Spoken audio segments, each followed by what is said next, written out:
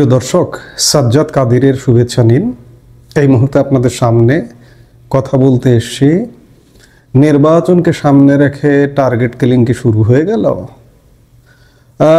আজ থেকে ঠিক 4 দিন আগে ছোট দলের বিরাট নেতা কথাবার্তায় মনে হয় যে উপমহাদেশে এরকম নেতা খুব কম আছেন।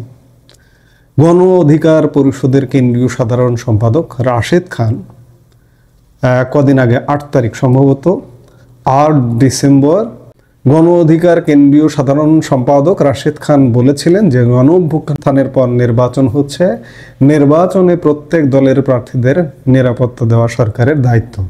তিনি বলেন, আওয়ামী লীগের এক ধরনের চক্রান্ত রয়েছে যে যারা নির্বাচন করার জন্য প্রস্তুতি নিচ্ছে এরকম 50 জন প্রার্থীকে টার্গেট কিলিং করা হবে।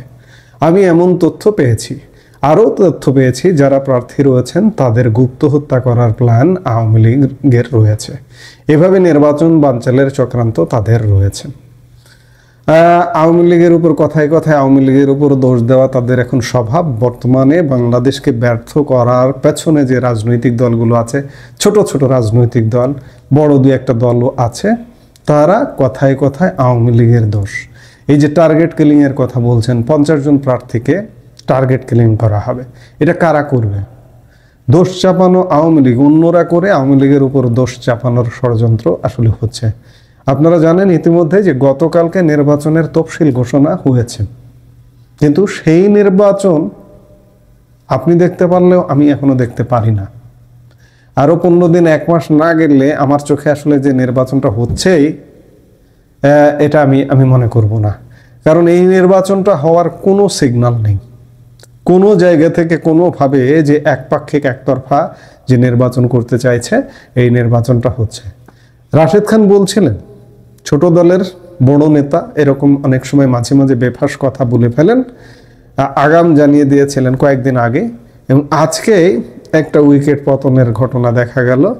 এই যে ঢাকা 8 আসন থেকে স্বতন্ত্র প্রার্থী হিসেবে নির্বাচন করতে ইচ্ছুক একটি ছেলে, কি যেন নাম, ইনকিলাব মঞ্চ নামে একটি সংগঠন, হঠাৎ করে আমরা এই গত কয়েক মাসে, গত 1.5 বছরে এই সংগঠনটির নাম শুনেছি, বিশৃঙ্খলা করতে দেখেছি আমরা আসলে সত্যিকার অর্থে। এবং আক্রমণাত্মক কথা, মারো কাটো ধরো ইত্যাদি কি সব নোংরা ভাষায় কি ছিঁড়ে দেবার কথা বলে। সেই ছেলেটি হচ্ছে ওসমান হাদি, আজকে গুলিবিদ্ধ হয়েছেন। এবং সর্বশেষ পরিস্থিতি তার, যেটি সংবাদ মাধ্যম বলছে, লাইফ সাপোর্টে আছেন, ক্রিটিক্যাল সিচুয়েশনে আছেন। এগুলো আসলে কারা করছে? গুলিবিদ্ধ আওয়ামী লীগ করছে। কথায় আওয়ামী লীগের জুজুর ভয়। এগুলো তারাই করছে যারা বাংলাদেশে কখনো নির্বাচন হোক, অনির্বাচিত সরকারের মাধ্যমে দীর্ঘস্থায়ী নির্বাচন হলে তো সিনারি অন্যরকম হবে এবং নির্বাচনটা চূড়ান্ত বিচারে করা যাবে না। সেই তারাই এখন দেখে 2-1টা খরচের খাতায় নাম লেখাতে চাইছে। লাশের রাজনীতি যারা করে, ওই যে গত বছর জুলাই আগস্ট কালেও যারা লাশের রাজনীতি করেছে, কিছু লাশ ফেলেছে নিজেরা ফেলে আওয়ামী লীগের উপর দোষ চাপিয়ে দিয়েছে। সরকার নাকি লাশ ফেলেছে, সেই সরকারের এখন বিচার করতে হবে। পৃথিবীর ইতিহাসে এমনটা হয়? কখনো কোথাও হয়েছে? সরকারের দায়িত্ব, আমি বারবার এই কথাগুলো বলি, যে জানমালের নিরাপত্তা দেওয়া, নিরাপত্তার প্রয়োজনে, নিরাপত্তা দেবার প্রয়োজনে গুলি করতে হবে প্রয়োজনে, সেইটা করেছে। কিন্তু সরকারের গুলিতে তো মারা যায়নি গত বছর জুলাই আগস্টে। আজকেও ঠিক তেমনি নিজেরা গোলাগুলি করে নিজেরা এরকম কয়েকটা লাশ ফেলবে।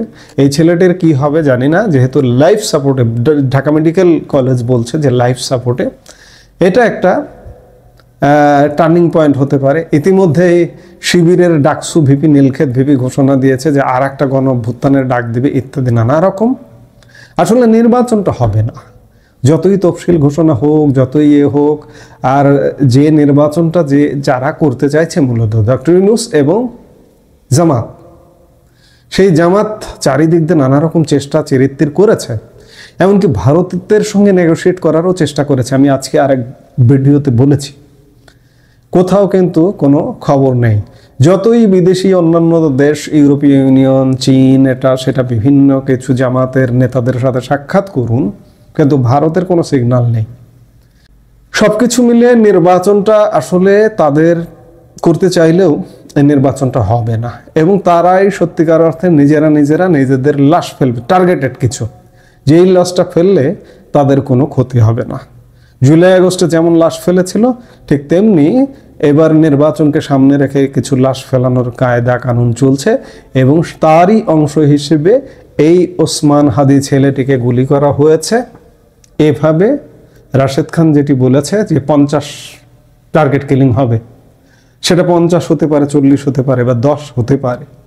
রাশেদ খানরা অবশ্যই জানেন যে কিভাবে হবে, এবং এটা করা হবে করে আওয়ামী লীগ, যে আওয়ামী লীগের এই মুহূর্তে কার্যক্রম নেই, প্রজ্ঞাপন জারি করে নিষিদ্ধ করে রাখা হয়েছে, সেই আওয়ামী লীগের উপর দোষ চাপিয়ে দেওয়া যাবে। খুব সহজেই কাজটা করা যাবে, করবে নিজেরা, দোষ চাপিয়ে দেবে আওয়ামী লীগের, ঝামেলা শেষ।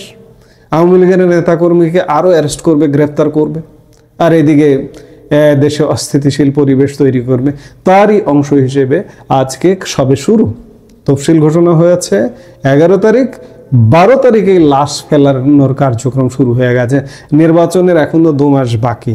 এই 2 মাসে বহু ঘটনা ঘটবে, আমাদের সেই ঘটনাগুলো হয়তো দেখতে হবে। দেখা যাক পরিস্থিতি কোন দিকে যায়। এই মুহূর্তে এ পর্যন্তই। সবাই ভালো থাকুন, সুস্থ থাকুন। আমাদের ভিডিওগুলো নিয়মিত পেতে সাবস্ক্রাইব করুন Sajjad Kadir and the legends YouTube channel, এবং লাইক, কমেন্ট, শেয়ার করে সাথে থাকুন।